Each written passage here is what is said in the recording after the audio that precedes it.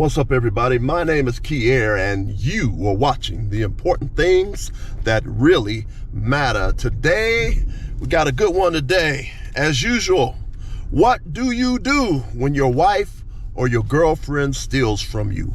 What do you do when your wife or your girlfriend steals from you? This is a very important subject. Very, very important subject. Before I go into it, I want to say fair use, fair use, fair use, fair use. The main reason I want to say this is because I want to talk about this particular video that came out not too long ago. It's a video where a guy found out, I guess through the bank or so, that there was another bank account that his wife had started, and that his wife had stole from him over $20,000 from her husband, that she stole and put in her bank account or put it somewhere. He don't know where she put it at, but she evidently took the money and hid it from him and basically told him in a nutshell that she wasn't gonna give it back, which to me is kind of messed up, because $20,000 or over $20,000 that somebody is stealing from you, especially somebody that's supposed to be close to you like a wife, is a whole lot of money. And we're going to be talking about what to do when your wife or your girlfriend steals from you. Now, one of the main things that I want to tell you men that may be married, and if your wife steals a very large hunk of money from you, you have a choice between a husband and a wife.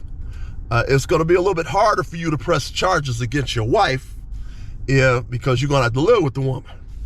So I wouldn't necessarily recommend that you press charges against your wife, because you got to live with the woman, all right? But if the person is your girlfriend and she has stole money from you or stole something else from you that's of significant value, first of all, it depends on the amount of money that was stolen from you or the things that were stolen from. If the person steals $5,000 from you or $1,000 from you, then you might want to file charges against them with the police. Once again, if the person is your girlfriend and they steal something like $500 from you or $1,000 from you, and you talked to them about it and they don't know what happened to it, and this person was the only person in your house or the only person in your apartment, okay, you may want to consider filing charges against them at the police station. Okay, forget about all that snitching bull crap. The person stole from you and now they don't want you to tell the police on them. You need to file a report, putting in writing, and this depends on how much the loss is. Now, you need to file a police report, and you might even want to call the police depending on how much the person stole from you. Now, on the other hand, if the person just took $20 from you, if you happen to be living with somebody, or your girlfriend takes $20 from you or $30 that may have been laying around somewhere, okay, and she told you, hey, I took $20 or I took $30, I took $50 or so, you know, if you're already not destitute, you know, if you're sitting well financially, $50 may not be nothing for you. $20 may not be nothing for you, okay, as a loss. And she comes up and tells you that she took the money from you, okay, well, at least she's trying to be honest about it, and you weren't around or something like that. At least the person's trying to be honest about it. But if this person is taking $20 here, $20 there, $30 here, $50 there, it still may not be actually a big problem so long you talk about it. And if the person is not trying to be deceptive, trying to deceive you, and just deliberately not telling you on purpose, just gonna take the money and hope that you don't find out about it. If they're being honest about it, then you still may not have a problem, and you don't necessarily want to file no charges over some 10, 20, 30, 40, or $50 or something like that. But when you're talking about a couple $100, couple $100, you talk to them, they still acting like they don't know nothing about it, it's $500, $1,000, then you might want to file charges against them with the police department. Forget about all that crap about the snitching mess. They stole the money. If they didn't want nobody to tell on them, they shouldn't have took the money, okay? Especially those people that take $500 or $1,000 or $300 from you, and they don't say nothing to you about nothing, hoping that you don't find out about it. There's a difference. That's the difference. That's the difference as to whether you file the police report or not. Follow what I'm saying? So if it's your wife and she takes $5,000 from you, $1,000 from you, $2,000, $3,000 from you, $5,000, $10,000 from you, it's a big problem.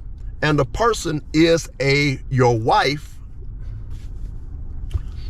then you're in another situation as opposed to a girlfriend, because you got to live with this woman.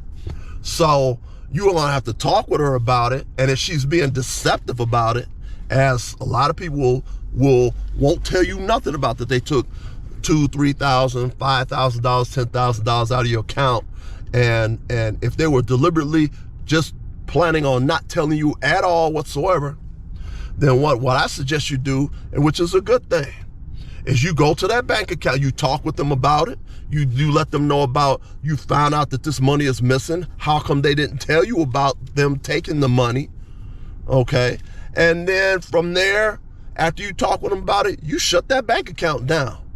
If it's your wife and she had access to this bank account and she took a large sum of money and didn't bother to tell you about it and hoping that you don't find out about it, well, that amount of money that you did find out about, there might be a lot of other amounts of money that you didn't find out about that she may have been taking. She may have been taking $50 here, $20 there, $50 there, $50 there. And you may have never said anything about it because you may have never noticed it before, because a lot of men don't necessarily do the bills with their wives or with their girlfriends or so. So if you do happen to find out a large sum of money is now missing and she still wasn't going to tell you about it, you better believe she probably been taking smaller amounts of money and seeing what she can keep getting away with until you finally caught her with this large sum of money.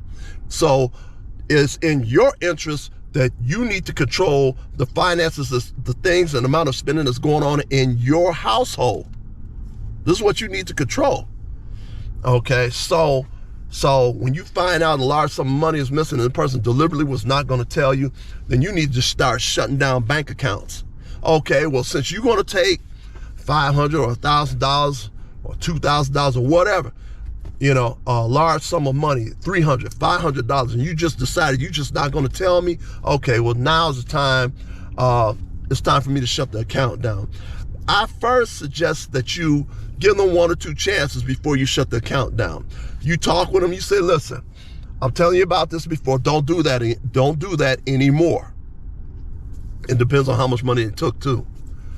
If it's like $100 or $200, something like that, and they're trying to be slick about it, okay, you talk with them about it, tell them don't do it again, and you find out they do it again, then you might want to shut the account down.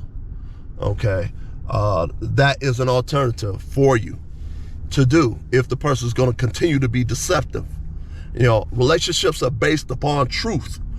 Relationships are based upon truth, are based upon trust. If you can't trust a person, especially with your money, then maybe you need to consider whether you even need to be with the person to begin with or not.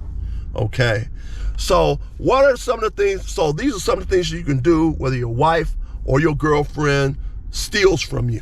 Okay, a very, very important point that you need to keep into consideration right now, which is something that my play dad told me. I happened to be with my play dad one day. Now, my play dad and his wife had been married before he died. I think him and his wife had been married at least 25 years. One of the few people that's still married, okay, or was married before he died. Now, they had been married to each other for at least 25 years. My play dad told me, he said, listen to me, let me tell you something. I said, okay, what's up? He said, when you get married, make sure you always do your bills together. Now, first of all, let me state this, and it's a very, very important point. My play dad had a good wife. He did have a good wife. But even though you may have a good wife, sometimes people try to be tempted to be sneaky. And then let me take this little bit of money that he ain't gonna find out about. Let me see if he finds out about it. No, he didn't find out about it. Now let me just try a couple $100 and let's see if he finds out about it or say anything about it. He didn't say anything about it. He never noticed I took the money. You know, some people try to be slick about it. And even him having a good wife, he still had to take control of the finances in the house.